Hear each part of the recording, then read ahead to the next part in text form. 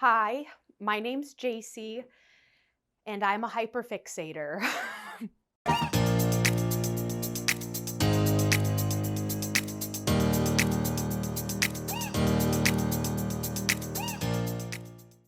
Hi friends, welcome back to my channel, or welcome to it if this is the first time you're seeing my face. Thanks for joining us today. My name is Jacy, and I like to do story times and chit chats on this channel, but today we're gonna do a version of Storytime Snippets. So my Storytime Snippets are basically mini story times within the same theme, all compiled into one video. These are gonna be more like a listicle of snippets. I'm just gonna be basically listing all of the weird hyperfixations that I've had in my life. So I don't know if you guys can relate, but I'm one of those people where I need a hobby. I need something to do at night. I need something to do on the weekends. So I'll find a new hobby and I'll get super passionate about it. But the problem is that I overcommit and buy a bunch of stuff for it, thinking it's going to be my only main pastime for the rest of my life. And then I abandon it forever. So that's what today's gonna be about, is me telling you about all of the weird hyperfixations I've had in the past couple of years. And I don't know, maybe it'll re-spark some joy into dabbling in some of those hobbies. We'll see. But if you like videos like this or of just hanging out with me, make sure to like this video and subscribe so you can join us for future videos. Also, make sure to follow me on social media. I am on Instagram, Twitter, and TikTok if you wanna see more of my day-to-day goings on. You guys get it. Let's just get started into some of these hyperfixations. All right, so I'm over by my bookshelf because snippet number 1 has something to do with something in frame right now. But a couple years ago, my sister got married. She was a COVID bride and didn't get the full wedding experience that she wanted. So I really wanted to give her some type of keepsake to commemorate the occasion and how special and intimate it was. So after her wedding, I collected a bunch of flowers and I dried them, knowing I wanted to do some type of craft. So I hopped on youtube.com and I started seeing some resin art videos, and I was like, I can do that. So I bought a $100 resin kit. Now, what came with the $100 resin kit? Resin, for one. So I still have the remnants of like a little cup. And then I bought a separate mold. So my idea was I was going to put the flowers in this mold, add on the resin, and it would be a beautiful, perfect cube to put on her coffee table. I don't know why I just watched one YouTube video and determined that I could successfully complete a resin mold. Because I couldn't. I started this project, and you guys, the $100 kit of resin that I bought only filled halfway. I had flowers floating on top, everything, all the glitter that I put in had sunk to the bottom. By the time it dried, it was this wonky, wobbly, half a cube mess. The color of the flowers made it look like sewage water in the resin when I wanted beautiful, clear resin. It was awful. So I threw that away, and I'll get to that in a second of why that was really bad. That wasn't an acceptable enough gift to send to my beautiful sister for her wedding, but I still had some flowers left, so I wanted to try again. So with the remaining flowers, I bought another resin kit, the same one, $100, knowing that it actually didn't make that much resin. I bought a new mold, so a tinier mold. Here's the difference. And I was like, okay, this is gonna fill out the mold and give me a nice little cube for a little paperweight or a little coffee table memorabilia piece. So I did that, and this is what I got. So this is my resin mold. As you can see, it still didn't go all the way to the top as it's like jagged on it. It is not a beautiful clear color. It is still somewhat dingy and gross. All of the glitter fell to the bottom. You can't even really see any of the flowers. It was just a mess. So I made my little cube here, and I told my sister about it. I showed it to her, and she was just like, oh, that's a nice thought. And I was like, understood. I wouldn't want this either. But in the time between my first and resin kit is when I started delving more into learning about resin, because I should have done that in the first place. And then I learned how freaking bad resin is for the environment. This does not decompose, you guys. This is this for forever. This isn't going anywhere. This is here till the end of time. This is a fossil. And I started learning how absolutely horrific it was for the environment, how much money I spent on a failed craft, that the reason I ended up quitting this hobby was mainly for environmental reasons, but also it was so expensive for what I thought I was getting out of it that I was like, all right, no more resin making for me. So now I can't throw this away. It is my keepsake for forever because I'm not trying to kill the earth. So it just sits here on my bookshelf as a remnant of a past hobby that I almost got into. I spent like $200 for that. What a waste. All right, so snippet number 2 has a little bit of backstory to it, and then I'll explain what's in front of me here. So on my channel many years ago, I did a video of me painting vases in a faux, what's the word? Stone, ceramic, terracotta. It was faking terracotta pottery, and I was just like, being silly. That video, I didn't even do a good job painting them. It was me just being silly, having a good time. For some reason, that video did really well, and it's actually one of my most popular videos. And so I was like, oh my God, people want to see me craft? Okay. So I had in my head that that was the direction of my channel, was people just tuning in to watch me do whatever. So I was like, okay, what kind of new fun craft can I do? I looked around my apartment and I said, you know what this place needs more of? Candles. So I spent $50 on candle making supplies. This was a 5-pound bag of soy wax. This was part of the kit for measuring. It came with a little spoon. It came with a bunch of little sticky sticks so you can stick the wick onto it. This is the wick. Anyway, so I made a whole video about me making candles, and again, it was just supposed to be me being goofy and silly and more about my personality than actually teaching people how to make candles. The problem was that video flopped and I never made a candle again. The other issue was that the candles that they made sucked. They didn't burn evenly, they have no scent to them, and I added essential oils, so maybe I just didn't add enough. So there's no scent to them, and then they burn super wonky and create these weird divots and hills and valleys. They suck. It's probably my fault. I'm not a good candle maker. It's not the kit that I got. But I was so discouraged that I still have not used the rest of this 5-pound bag of soy wax. Will this video inspire me to make another candle? No, because I haven't even burnt the other candles because they just suck and I would need the jars. But this is just another silly little hyperfixation that I had where I overcommitted to all of the supplies and have never touched them since. Next snippet. I'm now in my favorite spot in my apartment, my beanbag chair and my cute little reading corner. So I got this beanbag chair and I was like, oh my gosh, this is my favorite area, but I need something to do in it besides reading. Then I had a weird health scare. I convinced myself that I had something that I ended up not having, but during those times of uncertainty where I couldn't get a doctor's appointment, you guys, I was doom scrolling for hours a day. I would sit there and self-diagnose myself. I was convincing myself of absolutely the worst things. And so I determined, you know what, I need something to get off my phone, but also something to where I didn't have to mentally check in, whether it was like into a book or starting a new TV show. So instead, I picked up cross-stitching. So I went to Michael's and I found this book and it's called Feminist Stitches. And it's literally just cross-stitching kit with 12 fierce feminine designs. Let me read you some of these designs. Oh, I still have the receipt for it. This was $40. Oh my gosh, hang on. Wow. Maybe that's why I kept the receipt in there, so I can be reminded of how much I spent on this. But they're just silly little designs. It just says things like, votes for women. We can do it. Well-behaved women seldom make history. And then it'll give you the actual cross-stitching pattern. So this came with all of the tools needed. All different patterns, the actual hoop, the needle, everything that I needed. And I was like, oh my God, my new favorite hobby. So I started on my cross stitch, which as you can see is over here. Now the funny thing about this, if you're a cross stitcher, you'll find this hilarious. I found this extremely difficult. I thought cross stitching was supposed to be relaxing and fun. First of all, there's a lot of counting. You have to count a lot and keep track of your stitches.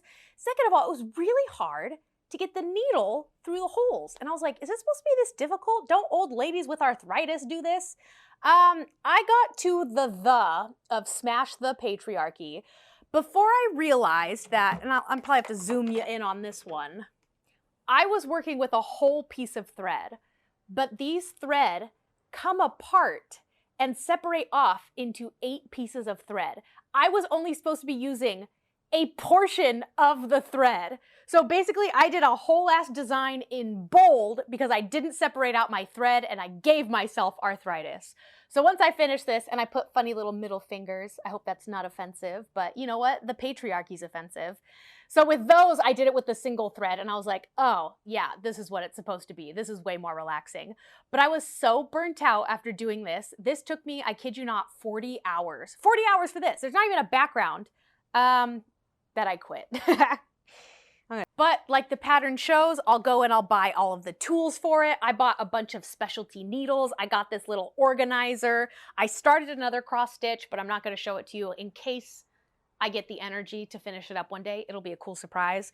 But another hyperfixation where I did it once, bought all the tools, and probably will never pick it up again. I actually still really love the idea of cross-stitching, and I would like to finish up some of these designs, but it was a really good way for me to stay off my phone, stay away from doom scrolling, and keep my hands and mind busy while I relaxed in my beanbag chair. I love my beanbag chair. This is not a hyperfixation. This is life. While I'm here, I might as well mention my current hyperfixation. Don't come for me, but can you see my little crystals? I like the whole crystal thing. I have 3 here, and then I have 2 more in my bathroom for 5 total. Crystals are decently cheap. I think each one of these was like $5. So this is $15 of rocks. But I like it because I like the mentality behind it. Because to me, I'll sit in my beanbag chair and I hold this little meteorite.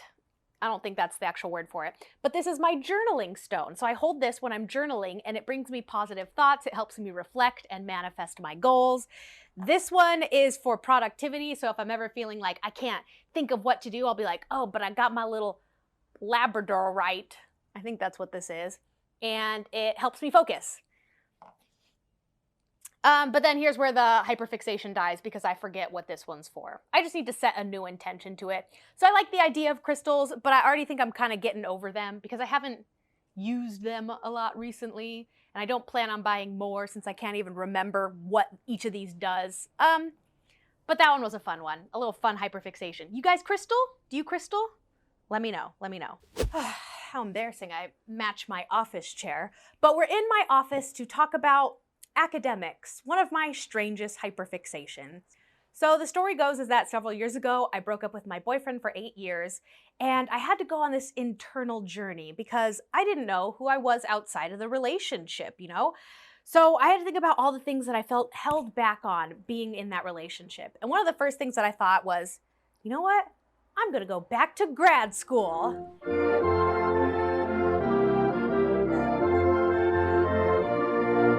The problem with that is I didn't know you had to take a test to get into grad school. Basically the graduate equivalent of the SAT called the GRE.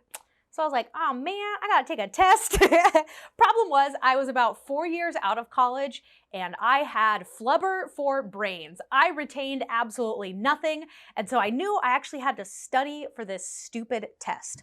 So I bought a $100 GRE prep book, which I don't have with me now. And I bought a notebook and I set myself working hours to study for the GRE. So every single night I sat in my childhood bedroom and I studied for this test. And it included basic remedial things from high school math that I had no memory of. Think integers, think factorials, think how to find the area of a triangle. It was wild. Area of a triangle equals 1/2 base times height. I remember that now, but I had to study for it. The problem was that I realized after a while, I didn't actually want to go back to grad school. Yet I studied for the GRE for probably in total 60 hours. I made flashcards. I hardcore did homework on my own. I was like, I'm gonna ace this GRE. And then after putting in 60 hours, I said, never mind, I don't wanna go back to grad school. I don't need it. And honestly, it's been fine because never in my life have I ever had to learn the circumference of a circle, which is 2 pi r, in case you were wondering. But then I was like, man, maybe I should have gone back to grad school, but I'm glad I didn't, but I still would like to stay educated. So maybe I'll take an online course for marketing. That was my job field, right? So of course I had to buy a completely new notebook because I can't be mixing notebooks. That sounds like segregation, but we're not going to talk about that. So I took an online course for marketing. And the reason this is so funny is because the course that I took was like Marketing 101. I was already a marketing manager, but this class was telling me good content is useful, shareable, original, relevant, timely, and easy to consume. I think I knew that. Like, that wasn't news. Why did I feel the need to write that down? Why did I feel the need to take such pretty notes on the basics of marketing that I already knew? And then I was clearly in my bullet journal era, because for this section it says different types of emails. There's one email to many people. The pro, which is a thumbs up from some silly little stencil that I had, is that you get a lot of reach. The con, too general. Other types of emails are like digest, dedicated post, lead nurturing, sponsorship. I didn't need to know. I knew this stuff. This is all basics. Why did I spend so many hours taking this course, spending money on things that I already knew? I'll always advocate for you to continue your education and stay on top of your skills and stay afloat on all the trends and things in the academic world. But don't take courses that don't actually suit you or improve your knowledge. And definitely don't study for a test if you're not going to go through with taking it.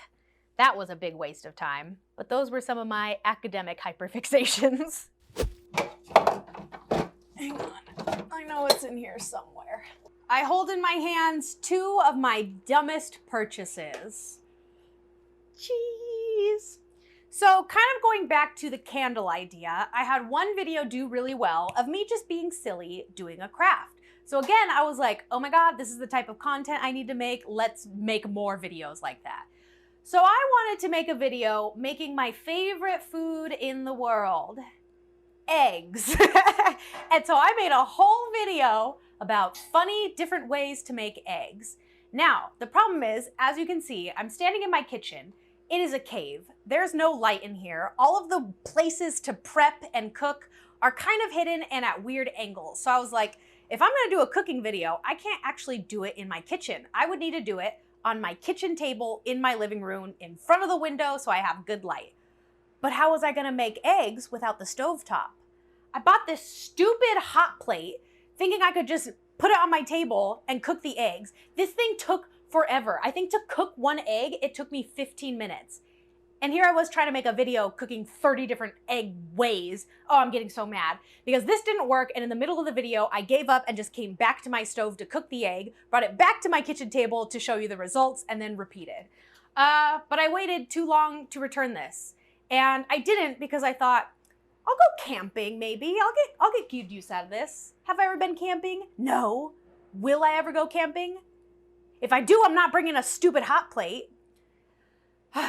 In that same video, I used this because I was like, I need a cool tool. They want to see me use fun new gadgets and react to them. So I need this fucking immersion blender to make my eggs. Did I use it?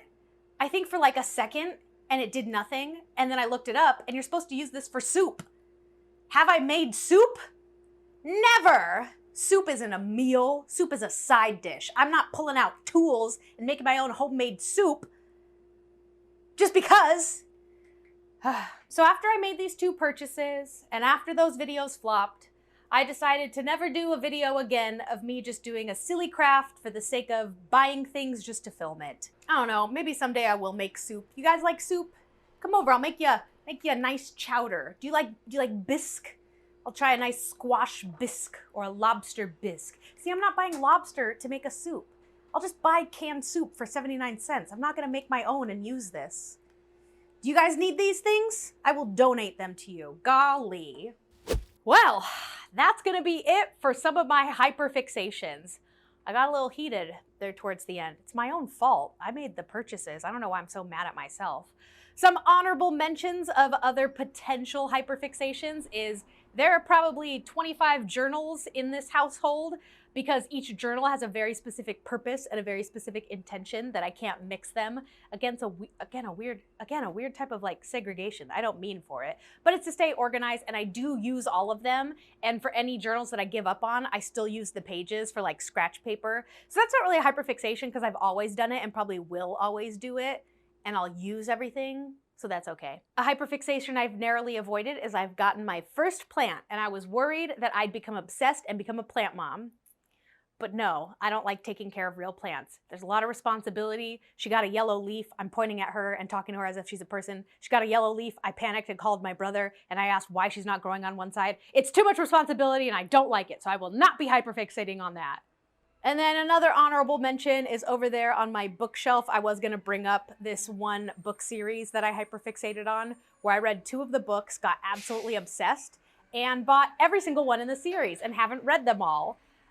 But then I decided no, because I probably will still read all of those one day. It became more about collecting them all, which was stupid because I haven't even read them all. But I will, okay? So it's only an honorable mention hyperfixation. I'll get back to it. But that's gonna be it for this video. Please let me know what your hyperfixations have been in the comments. I am dying to know. And totally not because I'm looking for inspiration for a new hobby to become unnecessarily passionate about and then abandon in 2 months. No, no, no. But let me know. I want to hear some of your guys' hobbies and passions on the side. But I thank you guys so much for watching this Storytime Snippets video, and I will catch you in the next one. Toodles! You guys, I'm so embarrassed. So I went back to my old candle making video because I wanted to look up the price that I paid for that candle kit, and I'm watching it. Can you see it? Hang on. I'm wearing the exact same freaking shirt.